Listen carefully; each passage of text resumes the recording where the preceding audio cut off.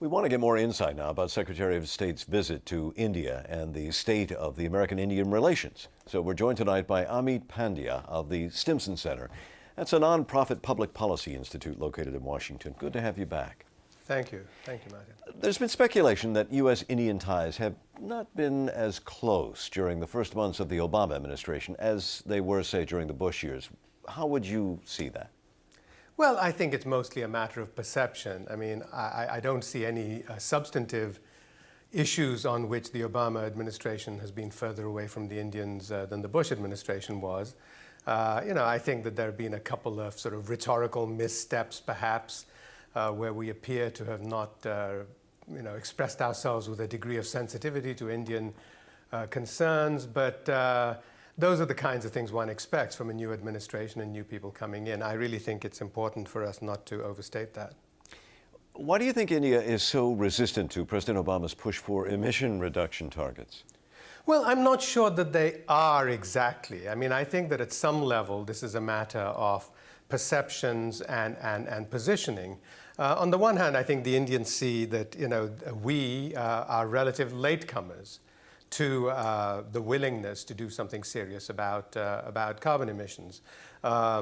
Secondly, I think they've always had a consistent position, which is that they know what they need to do, but they also have certain economic growth imperatives to lift their people out of poverty and so on and so forth. So they're not going to be dictated to, and they're not going to accept binding commitments.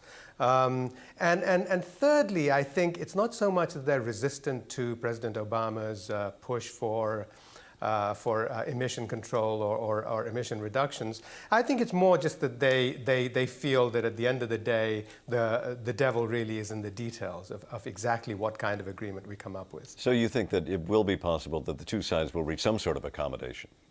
Well, I think it's in the interests of both sides to reach an accommodation because there clearly is an international process and an international negotiation underway. Whether it's concluded in Copenhagen or not is besides the point. The point is that there's a discussion. No single nation can deal with the adverse economic as well as environmental impacts of climate change without having agreement with the global community. And at the end of the day, there's going to have to be an agreement. So, they'd better all be willing to talk seriously. Well, before I let you go, I want to ask you, how significant do you think was this nuclear reactor deal that was reached today? Well, I don't see it as being qualitatively different. The truth of the matter is that we've crossed the Rubicon already when we made a huge exception for India to the international proliferation control regime. This deal, though, I mean, as far as business between the two countries, it would seem to cement a fairly solid relationship there. It's a lot of money at stake. Well, that's right. And of course, that was always the expectation, a good deal of the expectation when we reached the U.S. India Civil Nuclear Cooperation Agreement, beginning 3 years ago and then concluding last year.